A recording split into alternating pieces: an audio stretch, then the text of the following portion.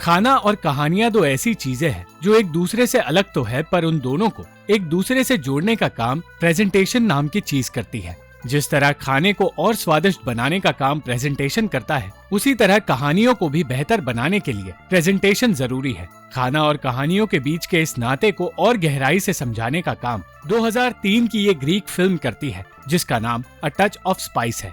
फनीस लकोविद Greece में रहने वाला एक एस्ट्रोनॉमी का प्रोफेसर है जो कुछ दिनों में दूसरे देश जाने वाला है। मगर एक दिन उससे मिलने एक बूढ़ा आदमी आया, जिसने उसे बताया कि जल्द ही उसके नाना उससे मिलने आने वाले हैं। वो आदमी चाहता था कि फनीस कुछ दिनों के लिए ग्रीस में ही रुके, ताकि वो अपने नाना से मिलकर उनके साथ पुरानी यादें ताज़ा कर सके। अपनी यादों के बारे में सुनकर फनीस उनकी बात मान गया। वो अपने नाना और उनके अजीब से दोस्तों के स्वागत की तैयारी करने लगा, जिनकी आदतें और चाल ढाल दुनिया से अलग है। वो सारे दोस्त एक दूसरे से किसी मैग्नेट की तरह चिपके रहते हैं, और इसका कारण उनके खाने पीने की आदतों में छुपा है। हर इंसान टेस्ट और स्मेल से खाने को परखता है, पर फनीस के नाना और उनके दोस्त खाना परखने के लिए आंखें और कानों का भी इस्तेमाल करते हैं। फनीस ने उनके लिए जो खाना बनाया, उसे देखकर वो सब हैरान हो गए और सब मिलकर फनीस के नाना का इंतजार करने लगे, जो तुर्की से ग्रीस तक का सफर तय कर रहे थे। मगर कुछ देर बाद फनीस को पता चला कि उसके नाना ग्रीस आ ही नहीं रहे, और ऐसा इसलिए था क्योंकि उन्हें हॉस्पिटल में भर्ती किया गया है। तुर्की वो देश है जहाँ फनीस ने अपना बचपन बिताया था, और जहाँ 7 साल की उम्र में ही उसने मसालों के बारे में सीखना शुरू कर दिया था। अपने नाना वसीली की दुकान में काम करते हुए मसालों के राज वो जान पाया। वसीली हर एक मसाले का काम और उनका असर उसे समझाता था। वो मसालों के बारे में जब भी किसी को कुछ भी समझाता, फनीस उसकी बातें सुनकर खुद भी नई चीजें सीख पाता। इतिहास उन युद्धों का गवाह है जो मसालों की वजह से हुई थी, और ऐसी ही जंग फनीस ने अपने घर में छेड़ दी थी, जब उसने गलत मसाले डालकर अपने माता पिता के बीच झगड़ा शुरू कर दिया। फनीस को बचपन से ही एस्ट्रोनॉमी में दिलचस्पी थी, पर अपने नाना के साथ रहकर उसने गैस्ट्रोनॉमी के बारे में सीखा, जो खाना बनाने के साइंस की पढ़ाई है। वसीली ने उसे समझाया कि कुछ मसाले अलग अलग प्लैनेट्स की तरह होते हैं और कुछ मसाले लोगों के बर्ताव की तरह होते हैं। उसने ये भी समझाया कि खाना और जिंदगी दोनों को स्वादिष्ट बनाने के लिए नमक की जरूरत है, और इस तरह फनीस खाना बनाने की कला समझने लगा। फनीस के अलावा घर के दूसरे लोग भी कुकिंग को लेकर सीरियस थे। घर की औरतें एक दूसरे से बेहतर खाना बनाने के कंपटीशन में लगी रहती थी और एक दूसरे को गलत रेसिपीज बताकर खुद जीतने की कोशिश करती थी, मगर इस कोशिश में हमेशा फनीस की माँ हार जाती थी। एक दिन वसीली की दुकान में मुस्तफा नाम का लड़का आया, जिसके पिता टर्किश सेना का हिस्सा थे, और उस्मान नाम के उस आदमी ने वसीली को बताया कि तुर्की और ग्रीस के बीच कड़वाहट पैदा होने लगी है। इस बात को 2 साल गुजर गए, पर हालात ठीक नहीं हुए। जहाँ बड़ों के लिए उदासी भरा वक्त चल रहा था, वहाँ फनीस के लिए खुशी का वक्त शुरू हुआ, जब उसकी दोस्ती साइमे नाम की एक टर्किश लड़की से हुई। फनीस उसके साथ अपने नाना की दुकान में ही खेलने लगा और उसके साथ मसालों के राज शेयर करने लगा।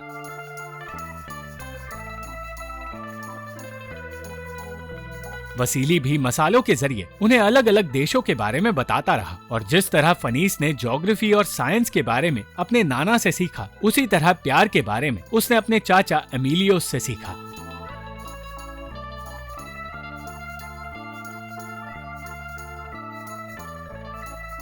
एमिलियोस अलग अलग देशों में घूमकर अलग अलग औरतों से मिला करता था, और अपने एक्सपीरियंसेस वो अपने परिवार को बताता था। एक्सपीरियंसेस के साथ साथ एक दिन वो प्रेशर कुकर भी लाया, जो उस दौर में नया नया इन्वेंट हुआ था।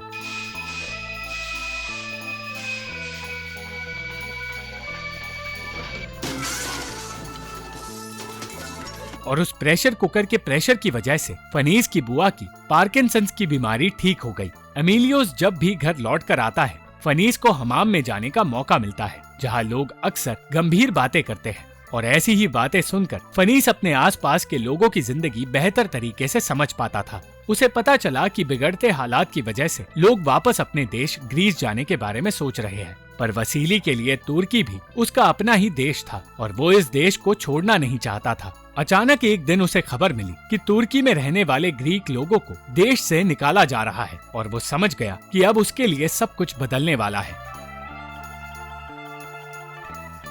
उस रात फनीस को समझ आया कि उसे एक नए सफर का हिस्सा बनना पड़ेगा। जब उनके घर इमिग्रेशन के कुछ लोग आए, उन लोगों ने फनीस के पिता से कहा कि उसे देश छोड़कर जाना होगा। उन्होंने उसके कानों में कुछ और भी कहा, पर वो बात परिवार के किसी और को पता नहीं चली। टर्किश नागरिक होने की वजह से फनीस की माँ और नाना तो वहाँ रह सकते थे, पर फनीस और उसके पिता के पास देश छोड़ने के अलावा कोई और रास्ता नहीं था। एक हफ्ते बाद फनीस को अपने माता पिता के साथ ग्रीस जाना पड़ा और अपने नाना और उनकी दुकान को अलविदा कहना पड़ा। जाने से पहले वसीली ने फनीस से कहा कि 2 महीनों बाद वो साइमे को लेकर उसे ग्रीस में ढूंढने आएगा और वो सब हमेशा साथ रहेंगे। उन्होंने ये भी कहा कि अगर उन्हें आने में देरी हो तो फनीस को तारों की तरफ देखना होगा और उसे अपने नाना वही मिल जाएंगे। साइमे ने भी अपना किचन सेट देकर ग्रीस आने का वादा किया और कहा कि वो दोनों साथ मिलकर खाना बनाएंगे और साथ नाचेंगे।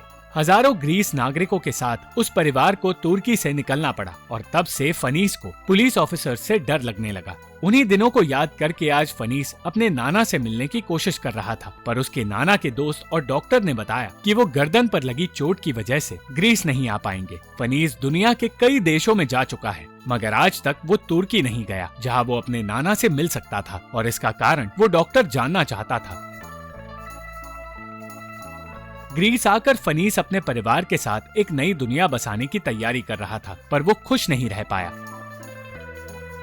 एक दिन उसे बताया गया कि उसके नाना ग्रीस आने वाले हैं और उनके आने से पहले फनीस ने कुछ ऐसा बनाया जिसे चखकर उसके माता पिता हैरान हो गए। तब उन्हें पता चला कि फनीस को खाना बनाने का शौक है और उस दिन से वो हर रोज खाना बनाने लगा। वो अपने नाना का इंतजार करता रहा, पर वो ग्रीस आए ही नहीं और निराश होकर फनीस ने अपना ही बनाया हुआ खाना नहीं खाया। एक तरफ जहाँ परिवार के लोग वसीली की तबीयत के बारे में बात करते हुए खाने के मजे उठा रहे थे, वही फनीस अपने नाना के लिए चिट्ठी लिखकर अपना ध्यान खाना बनाने में डाल रहा था। परिवार वालों के अलावा चर्च के पादरी को भी फनीस का बनाया खाना पसंद था, पर उनका कहना था कि फनीस को किचन से बाहर आना होगा। फनीस की स्कूल टीचर ने भी कहा कि उसका ध्यान पढ़ाई से हटकर किसी और चीज में रहता है और उसे किचन से निकलकर ग्रीस के बारे में सीखना होगा, क्योंकि वो लड़कों के साथ खेलने के बजाय लड़कियों के साथ खाना बांटने में वक्त बिताता है।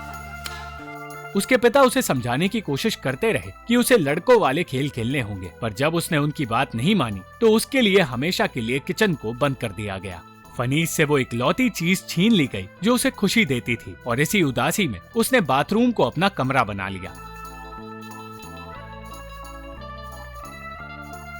वक्त बीतता गया और एक दिन एमिलियोस उस परिवार का पहला मिक्सर लेकर आया, जिसका इस्तेमाल करके फनीस की बुआ को फिर से पार्किंसंस की बीमारी हो गई।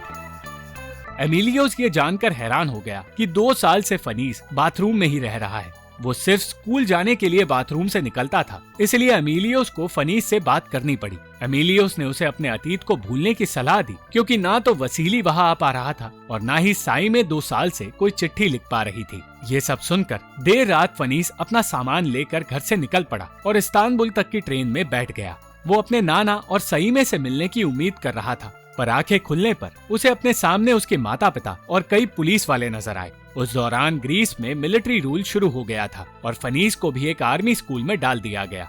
एक बॉय स्काउट का काम करते हुए उसकी मुलाकात बारबरा नाम की एक औरत से हुई, जिसके घर में प्रोस्टिट्यूशन का काम चलता है। बारबरा के पास रहकर फनीस को खाना बनाने का मौका तो मिला, पर पुलिस वाले वहाँ आ पहुँचे और जब फनीस के पिता को पता चला कि वो प्रोस्टिट्यूट्स के लिए खाना बना रहा था, तब उन्हें एक और झटके का सामना करना पड़ा। उन्हें हर कोई बस यही कहता रहा कि तुर्की में सिखाई बातों को भूलकर उन्हें फनीस को ग्रीस का हिस्सा बनाना होगा, और इसी कोशिश में कुछ और साल गुजर गए। फनीस ने बारबरा और उसकी प्रोस्टिट्यूट लीट्सा से मिलना बंद नहीं किया और साथ ही वो एक शेफ बनने की भी तैयारी करता रहा। सालों बाद एमिलियोस उससे मिलने आया और उसने बताया कि वसीली ग्रीस आने वाला है, क्योंकि एमिलियोस शादी करने वाला है। पारिवारिक रिवाज के मुताबिक एमिलियोस की होने वाली पत्नी लैला को कुकिंग सिखाते हुए फनीस की बुआ फिर से ठीक हो गई और एमिलियोस ने फनीस को बताया कि वसीली उसे बार बार एक एक्सरे भेजा करता है ताकि दुनिया के अलग अलग डॉक्टर से वो अपनी बीमारी के बारे में जान पाए, पर हर डॉक्टर हंसकर यही कहता है कि उन्हें कोई बीमारी है ही नहीं।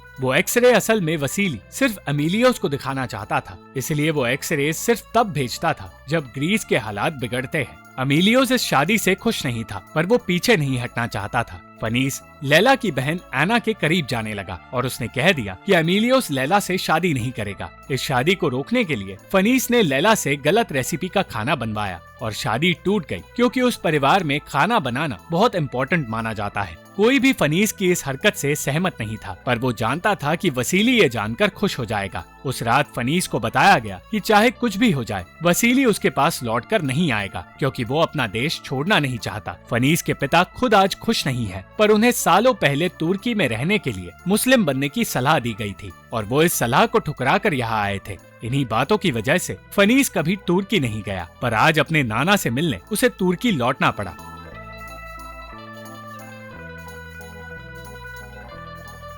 उसे बताया गया कि कई घंटों से वसीली बेहोश है और बेहोश होने से पहले वो बहुत इमोशनल था। फनीस अपने नाना के पास लौट तो आया, पर आज वो उनसे बात भी नहीं कर पा रहा। इस हालत में भी वसीली मसालों को याद कर रहा था, जबकि उनकी दुकान सालों पहले बंद हो गई थी। फनीस समझ ही नहीं पाया कब वो अपने नाना जैसा बन गया और उसे वो प्यार याद आ गया जो उसके दिल में इस देश के लिए था। फनीस के लौटते ही वसीली की मौत हो गई और फ्यूनरल पर उसकी मुलाकात अपने पहले प्यार साइमे से हुई। साइमे ने बताया कि उसकी शादी टूट चुकी है और वो अब अपनी बेटी के साथ रहती है।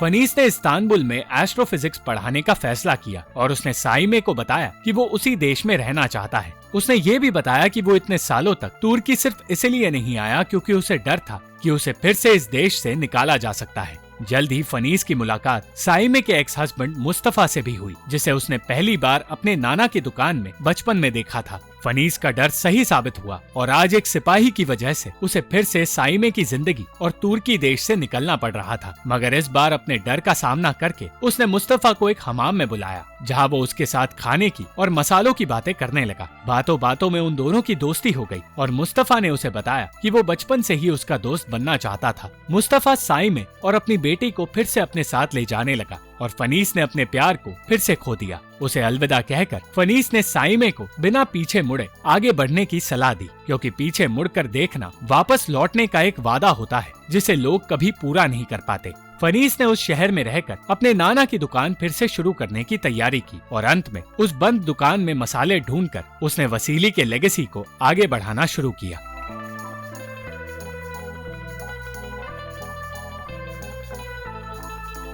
Thank you for watching this video. अगर आपको ये वीडियो पसंद आई तो इस वीडियो को लाइक, शेयर और इस वीडियो पर कमेंट जरूर करें और इस चैनल को सब्सक्राइब करना मत भूलना।